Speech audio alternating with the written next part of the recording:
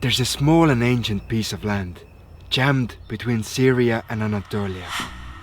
A region internationally protected due to its unique gastronomy. A place that many say has the best food in the world. But is it really possible that people who put pomegranate in soups, eat cheese with syrup, and serve liver for breakfast can make the best food in the world? Or is our journey to this part of the world going to be a total waste of time while tasting some of the weirdest foods out there? Well, that's exactly what we will find out today. Hello friends, and welcome to the food capital of Turkey, Yata! Yeah, that doesn't sound good. Let's flip it. That's much better.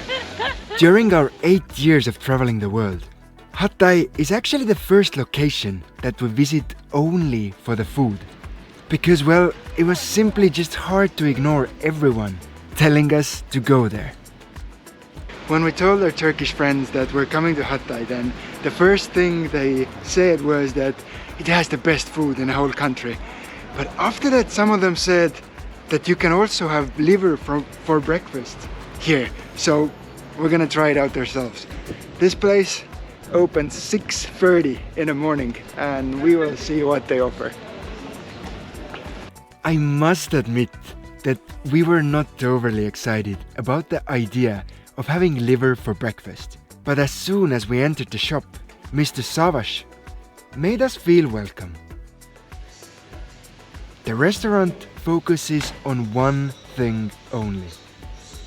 The recipe has been passed down through generations, and from the precision and assertiveness in the movements of Mr. Savaş, one can tell that he has made tens, if not hundreds of thousands of such liver wraps. The taste of the wrap was mouth-watering.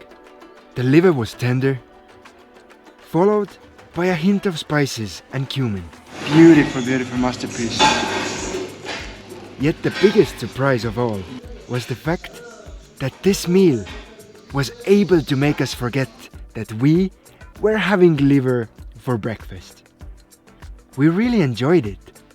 It's quite sure that this wrap here will go down as one of the weirdest breakfasts we have ever had. Once it was time to leave, another surprise. We have no idea how much all of this cost because he said it was a gift. Mr. Savaş did not accept our money. He said that he saw us enjoying his family recipe, and that was payment enough for him. What an amazing way it was to start our food tour. Soon enough we were going to find out that not every surprise today in Hatay was going to be as delicious as our breakfast.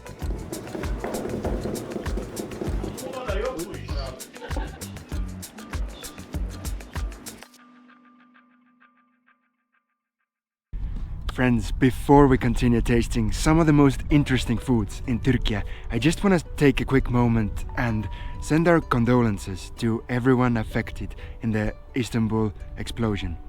We were there a month ago, and I don't think that such things should happen anywhere in civilized world. But what made us even more sad was the government response, because they blocked internet and social media after that for a day. We couldn't tell our parents that we are fine. We couldn't contact our friends in Istanbul and ask how they were. And I just have to say that this video is not sponsored by anyone, and we're not getting paid for this.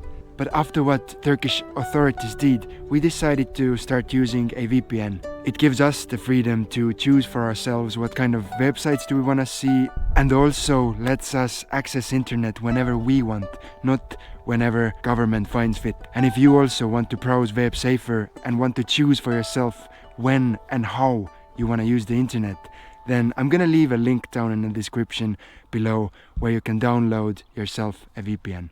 But now, back to tasting some delicious Hatay foods.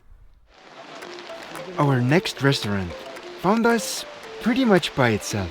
It had started raining, and while looking for a shelter, this place was on our way. Once again, the whole place pretty much focused on one thing. Their specialty was crushing beans into delicious mush. When I asked the chef if he's also good at arm wrestling, because every day he trains his arm like this, but I guess he didn't really get my joke, because his answer was that most of the time he just feels tired. It was such an honest thing to say, because from time to time, don't we all just get tired of our work? We ordered hummus and also bakla, which is a Hatay recipe made of fava beans, tahini, garlic, citrus and other spices. Although the hummus was smooth and creamy, then once again, both me and Liisu thought that the local Hatay recipe bakla was even more delicious, and the multiple layers of taste just made it more special than a regular hummus. That is way tastier. Once the rain passed, it was time for us to move on. First we bought a cup of pomegranate juice.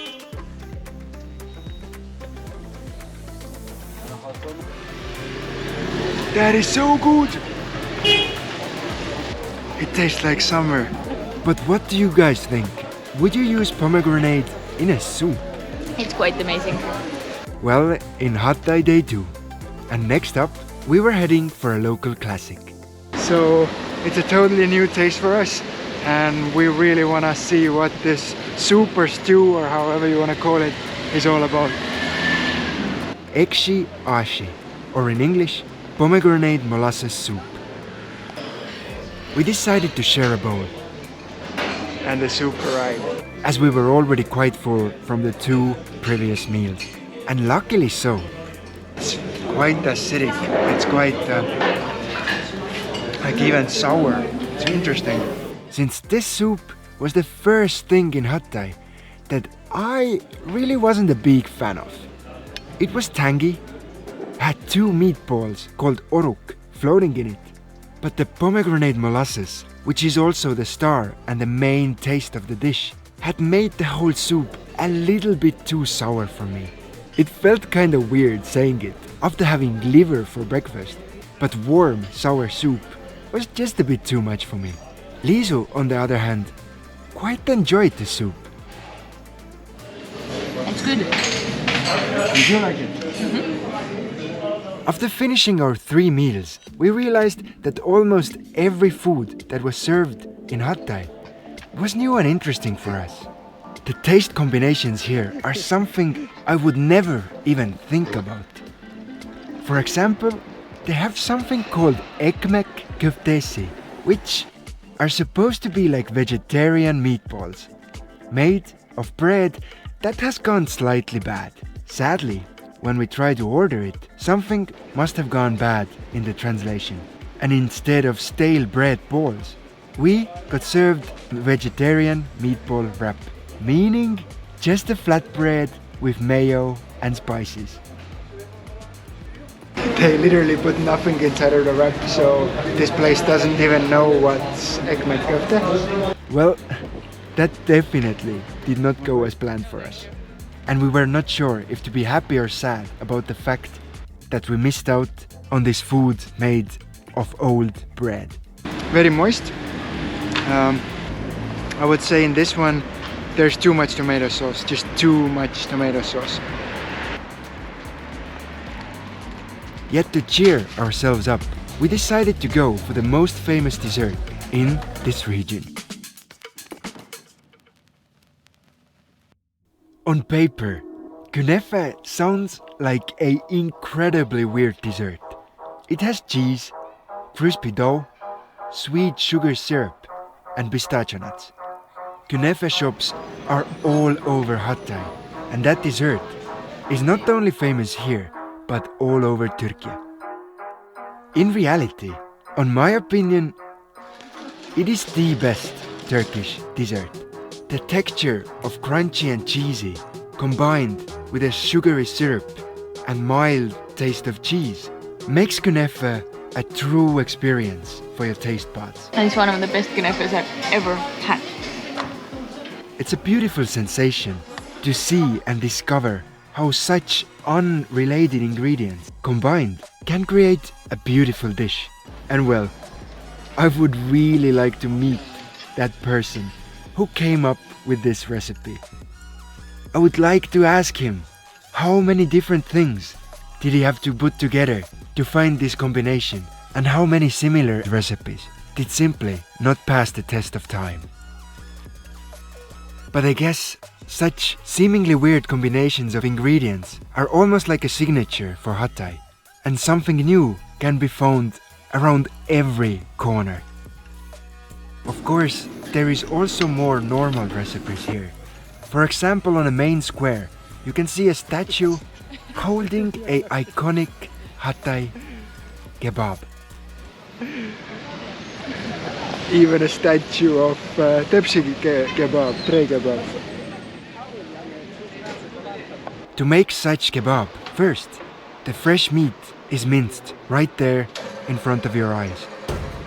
But what makes Hatay kebab special is not only the meat, but more the way how spices and herbs are mixed and married together with the meat.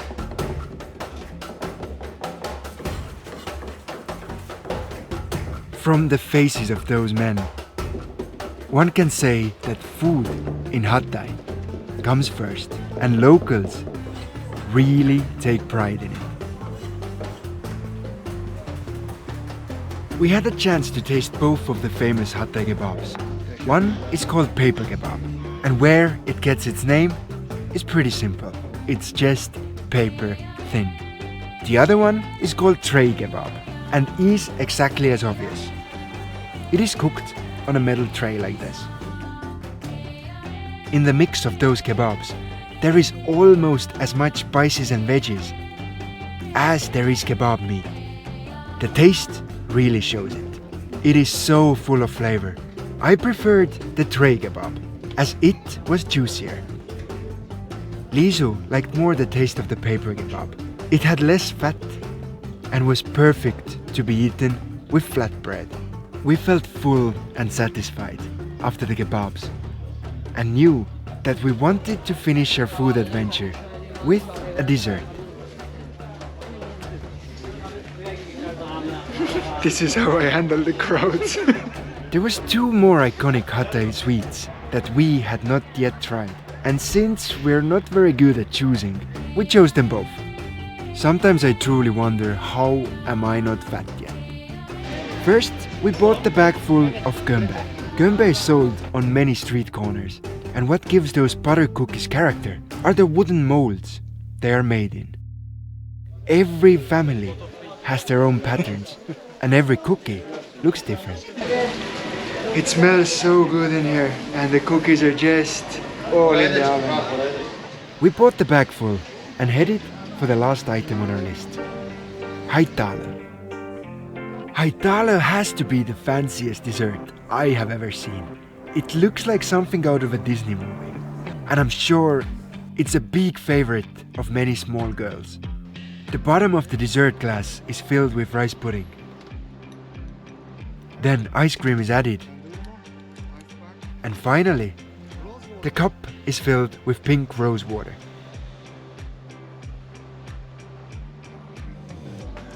Once again, Liisu quite enjoyed the dessert. It was cold, refreshing, and had an interesting taste of roses. A taste that most people are used to smell, but not feel with their mouths. And the pink fluid tastes exactly like roses. For me, on the other hand, it reminded something different, something not so good. I just have to say that there is nothing wrong with this dessert. The tastes are pure, and the combination works really well together. But the only time a hillbilly country boy like myself has been in touch with such smells and tastes is through air fresheners or a bar of hand soap. And if any of you is wondering, then no, I have not tasted them, but it really smells exactly like this rose water tastes. As a conclusion, I have to say that I now understand why Hatay is so loved and protected for its food. This place has developed its unique cuisine in thousands of years, and the unusual combinations of ingredients are as interesting to our taste buds as a beautiful sight would be to our eyes in another part of the world. And if you were to ask me if I now think that Hatay has the best food in the world, then my answer would be no. But what makes this place special is the bravery and thousands of years of trial and error that has gone into making those recipes. Without a doubt, it has one of the most surprising and interesting flavors we have ever encountered. And we are truly grateful that this region proved to us that travel is not only about seeing and hearing, but how some adventures can also be guided by our taste buds.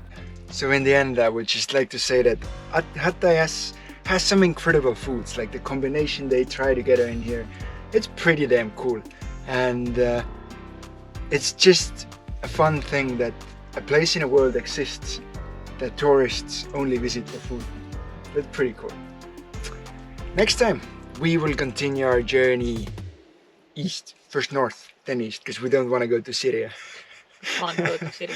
And we hope that you will join us next time. But until then, you can check out that playlist here. And we will see you on the next one. Bye! Bye!